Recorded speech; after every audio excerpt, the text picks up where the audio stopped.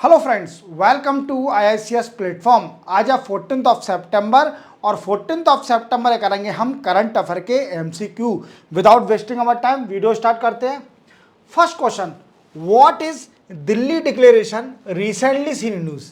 देखो, दिल्ली डिक्लेरेशन तो कई बार हुआ है, बट रिसेंटली बात करें तो अभी second Asia Pacific ministerial conference on civil aviation, clear. ये कॉन्फ्रेंस हुई और कहां पर हुई दोस्तों? न्यू दिल्ली के अंदर। और आप जानते हो कि हमारे कई लेक्चर बताता हूं जो हमारे union minister of civil aviation, जिनका नाम है राम मोहन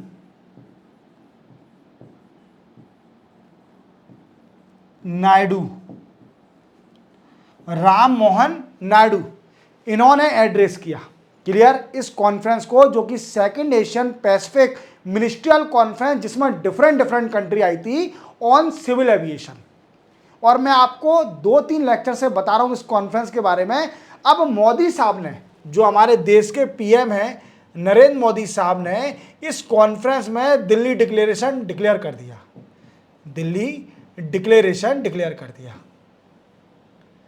पहले तो इसका आंसर जान लीजिए, declaration on civil aviation, clear.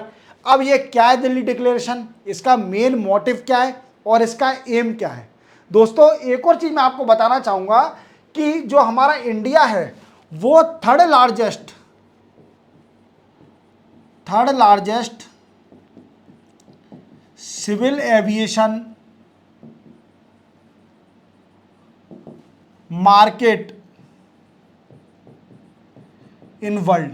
याद रखना, वर्ल्ड में इंडिया तीसरा सबसे बड़ा सिविल एविएशन मार्केट है। सिविल एविएशन मींस एरोप्लेन, उड़े देश का आम नागरिक, उड़ान, जो कि स्कीम आई थी मोदी साहब की, जिसमें उड़े देश का आम नागरिक। अब हर किसी को फ्लाइट लग रही है, कहाँ 10 घंटे 2 दिन जाएंगे, सीधे 2 घंटे में हम फ्लाइट से पहुंच जाएंगे। 2000 एक्स्ट्रा ही तो लगने हैं। उड़े देश का आम नागरिक की सस्ता कर दिए, पूरे जितने भी फेयर थे फ्लाइट के फेयर सस्ते कर दिए। जो गरीब लोग हैं, उड़े देश का आम नागरिक जो कि कॉमन मैन है, उसके लिए कर दिया था, क्लियर। तो हमारा इंडिया तीसरा सबसे बड़ा सिविल एविएशन का मार्केट बन गया है, क्लियर। अब अपन समझेंगे कि दिल्ली डिक्लेरेशन क्या है, दिल्ली डिक्लेरेशन का मेन एम क्या है।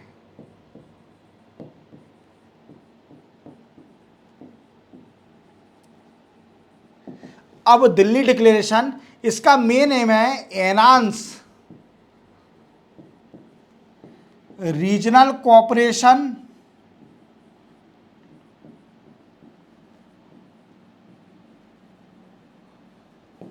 Address emerging problem and sustainable development.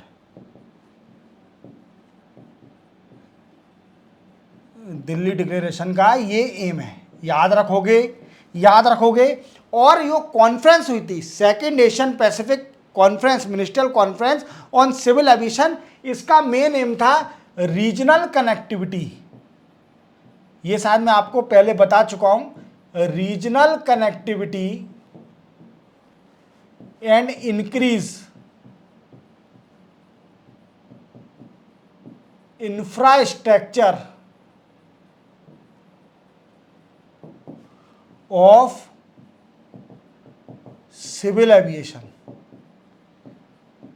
याद रखोगे तो ये क्या है? Declaration on civil aviation. तो आपको पूरी तरह समझ में आ गया होगा कि दिल्ली डिक्लेरेशन क्या है, क्लियर। चलते हैं अपन नेक्स्ट क्वेश्चन पर।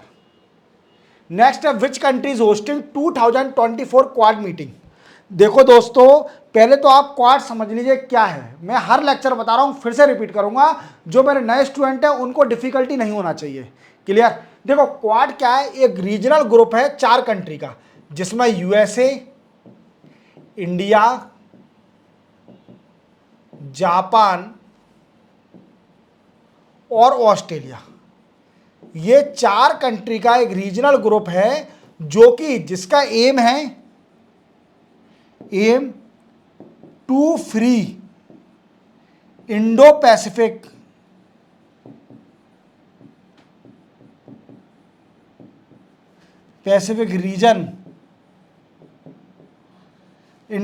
Reason by any country dominance.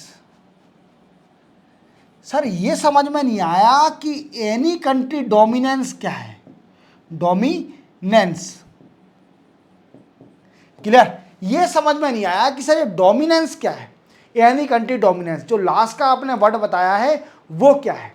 तो देखो दोस्तों, आपको मैं हर लेक्चर बता रहा हूं इसके बारे में। ये क्या है? साउथ चाइना सी, और ये एक डिस्प्यूट पॉइंट बना हुआ है, डिस्प्यूट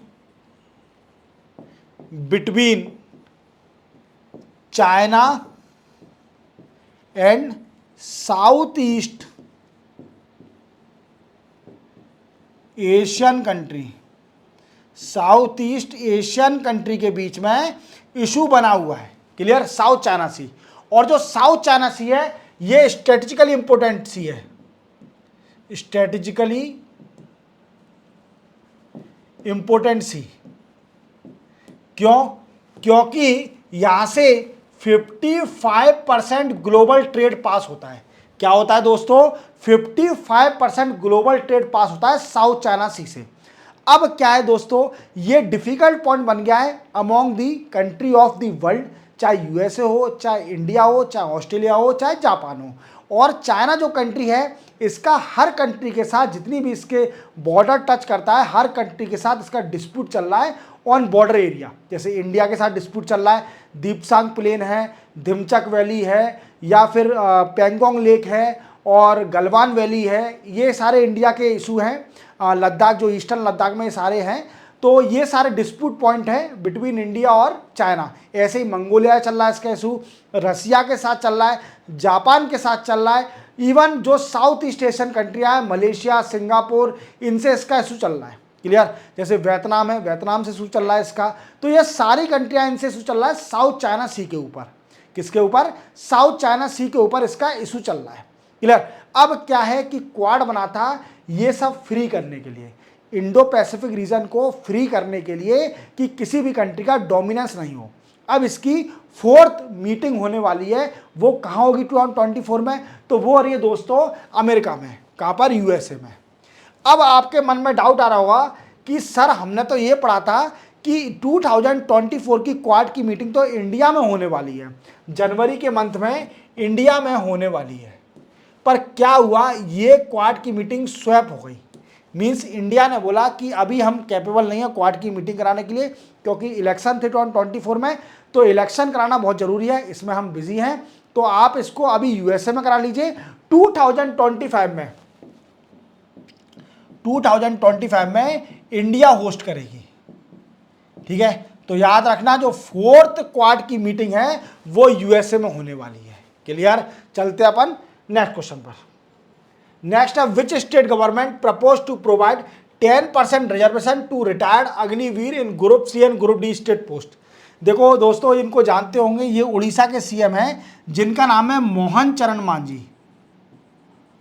मोहन चरण मांझी। क्लियर? क्या नाम है? मोहन चरण मांझी। अब ये उड़ीसा के सीएम हैं, और आप जानते हो कि अग्निवीर गवर्नमेंट की स्कीम आई थी, जिसमें बच्चों को, जो कि वीकेंड से स्टूडेंट हैं, अनएम्प्लॉयड हैं, उनको 4 साल के लिए रिक्रूट करा जाएगा। 4 ईयर के लिए रिक्रूट करा जाएगा। किसमें? फोर्स के अंदर। क्लियर? अब ये 4 साल बाद जब रिटायरमेंट होगा, तो उसमें 25% जो फोर्स होगी वो परमानेंट हो जाएगी। क्या हो जाएगी दोस्तों? परमानेंट हो जाएगी और 75% रिटायर हो जाएंगे। इसका कई सारी अपोजिशन पार्टी ने इसका अपोजिशन उठाया कि देखिए जो 4% सर्विस करने के बाद उनका क्या होगा बच्चों का। तो हरियाणा ने पहली स्टेट है जिसने रिजर्वेशन देना स्टार्ट किया था कि जो भी रिटायर अग्निवीर होगा वो हरियाणा से बिलोंग करता होगा तो उसको रिजर्वेशन दिया जाएगा इन गवर्नमेंट पोस्ट। पहली स्टेट हरियाणा थी। अब उड़ीसा ने, जो मोहन चरण मांझी जो नए सीएम बने हैं बीजेपी से बिलोंग करते हैं, इन्होंने भी डिक्लेयर कर दिया कि जो अग्निवीर के रिटायर आएंगे उनको 10% रिजर्वेशन दिया जाएगा इन ग्रुप सी और ग्रुप डी पोस्ट में। किसमें? ग्रुप सी और ग्रुप डी पोस्ट में 10% रिजर्वेशन दिया जाएगा जो कि रिटायर अग्निवीर हैं। क्लियर? तो आप ध्यान रखना कि 10% रिजर्वेशन देने वाले हैं जो रिटायर अग्निवीर है। और देख लेते हैं कुछ पोस्टों में कौन सी। Police, fire, we can say excise,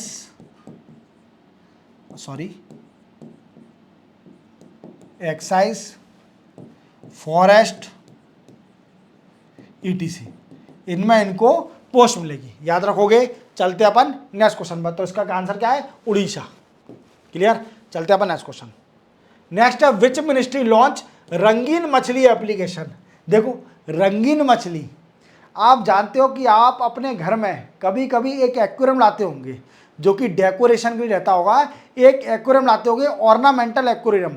क्या है? जिसमें कई सारी रंगीन कलरफुल मछलियाँ रहती हैं। बट मेरे हिसाब से एक्वेरियम नहीं लाना चाहिए क्योंकि हमें प्रैक्टिस नहीं है कि मछली को कैसे ब्रीड करना है, फिश को कैसे ब्रीड करना है। और मोस्टली जो फिश आती है कलरफुल, ये डेथ हो जाती है इनकी और हमको पाप लगता है। तो इवन आप मत लाइए एक्वेरियम। अगर लाते हो, आपको ब्रीड करना आता है मछली को, तो फिर लाइए आप, कोई दिक्कत नहीं है। अगर नहीं आता ब्रीड करना तो आप बेफिक्र के मत लाइए क्योंकि मृत्यु हो जाती है, वो पाप लगता है। बट इस चीज़ को प्रमोट करने के लिए एक्वेरियम को, तो हमारे जो मिनिस्टर हैं, किसके? फिशरी के मिनिस्टर, जिनका नाम है राजीव रंजन सिंह। राजीव रंजन सिंह ने एक एप्लीकेशन लॉन्च किया जिसका नाम है रंगीन मछली एप्लीकेशन। रंगीन मछली एप्लीकेशन। अब ये क्या करेगी? तो ये प्रमोट करेगी, हालांकि मैं आपको मना कर रहा हूं और गवर्नमेंट प्रमोट कर रही है कि वी से ऑर्नामेंटल एक्वेरियम। क्लियर? इसको ये प्रमोट करेगी। क्लियर? घर में। और इसके जरिए, ऐप के जरिए आप ट्रैक भी कर सकते हो। Track near by shop of fish aquarium. Clear? अब ये राजीव रंजन सिंह ने इनॉग्रेशन किया है, लॉन्च किया है रंगीन मछली ऐप। याद रखोगे, रंगीन मछली ऐप। चलते हैं अपन नेक्स्ट क्वेश्चन पर। India and which country conduct joint military exercise Al Najah fifth. Al Najah fifth ये एक्सरसाइज हुई है दो कंट्री के बीच में और ये मिलिट्री एक्सरसाइज है। और एक तो इंडिया है, मैंने मेंशन करके रखा है, दूसरी कौन है? ओमान। दूसरी कौन है? Oman country. तो याद रखना, इंडिया और ओमान के बीच में एक मिलिट्री एक्सरसाइज हुई है जिसका नाम है अल नजा फिफ्थ। क्लियर? फिफ्थ है। और ये इसका मेन मोटिव क्या है? इस एक्सरसाइज का मेन मोटिव क्या है? तो इसका मोटिव है counter terrorism. Counter terrorism exercise करना, we can say counter terrorism exercise करना, ये टेररिज्म को रोकने के लिए एक्सरसाइज करना इसका मेन मोटिव है। तो याद रखोगे, इंडिया और ओमान ने एक जॉइंटली मिलिट्री एक्सरसाइज करी है अल नजा। और ये कहां पर हो रही है? ओमान में। ये भी बताना जरूरी है, ये ओमान में हो रही है। इंडिया की फोर्स गई है ओमान के अंदर और एक्सरसाइज होगी जॉइंटली एक्सरसाइज। आप जानते हो, मैं हर लेक्चर बताता हूं कि एक्सरसाइज का मतलब क्या होता है। मेन मोटिव ये होता है कि जब ऐसी सिचुएशन आएगी, कोई वार की सिचुएशन आएगी, तो हम टाटा फिस ना हो जाए, हमारी प्रॉपर तैयारी रहना चाहिए। एक्सरसाइज का मेन मोटिव होता है। क्लियर? तो दो कंट्री कौन कौन सी हैं? इंडिया और ओमान। नेक्स्ट है who was conferred Singapore literature prize for English. देखो ये मैम है सिंगापुर की और ये एक प्रोफेसर है, वी कैन से प्रोफेसर और लेक्चरर, एक लेक्चरर है, और इन्होंने एक शॉर्ट स्टोरी, एक फिक्शन लिखी थी, English fiction, we can say English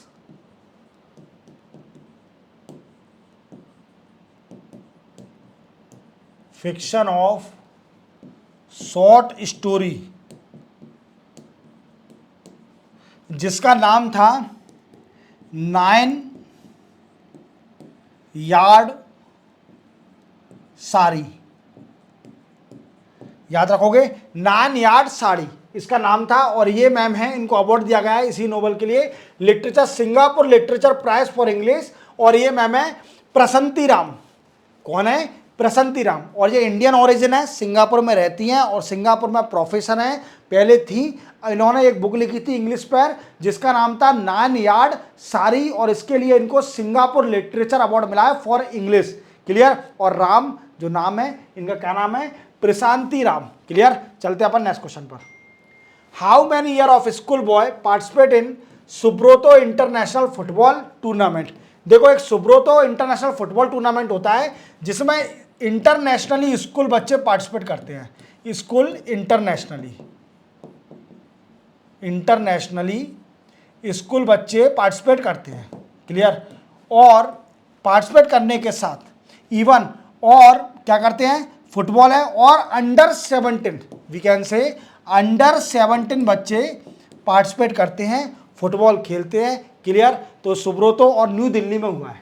कहाँ पर हुआ? ये इंडिया में हुआ है इस बार, और इंडिया में ही होता है, हमेशा पार्टिसिपेट करते हैं। Clear? Subroto international school football tournament. Clear? याद रखोगे। और अंडर 17 मीन्स 17 ईयर और 17 ईयर से बिलो बच्चे इसमें पार्टिसिपेट करते हैं। फुटबॉल कंपटीशन कब है? क्लियर? चलते अपन नेक्स्ट क्वेश्चन पर। What is mikania micrantha recently seen news? देखो, साइंटिफिक नेम है, ये है एक इन्वेसिव वीड्स। देखो, आप जानते हो वीड्स माने जानते हो? वीड्स अपन हिंदी में बोल सकते हैं जंगली पेड़। क्या बोल सकते हैं? जंगली पेड़। और ये क्या करते हैं? आप जानते हो कि आसपास खेती में कभी कभी वीडीसाइड वीड हो जाती है, और हम वीडीसाइड का यूज़ करके इनको डिस्ट्रॉय करते हैं। क्या करते हैं? वीडीसाइड का यूज़ करके इनको डिस्ट्रॉय करते हैं। क्लियर? आपने देखा होगा दवाई छिड़कते हैं जो किसान, इनको मारने के लिए करते हैं। क्लियर? क्योंकि क्या है कि कोई भी पेड़ होता है, अगर वो different we can say breed का है, पेड़ स्पीसीज है, तो उनमें कंपटीशन होता है। जैसे हम अगर किसी से लड़ेंगे तो कंपटीशन रहेगा, एक जीतेगा, एक ना एक तो जीतता है। और कंपटीशन किस बेसिस का? वाटर का, water we can say sunlight, soil resources का कंपटीशन होता है between different species of plant. Clear? अब ये इन्वेसिव वीड्स है। इन्वेसिव क्या होता है?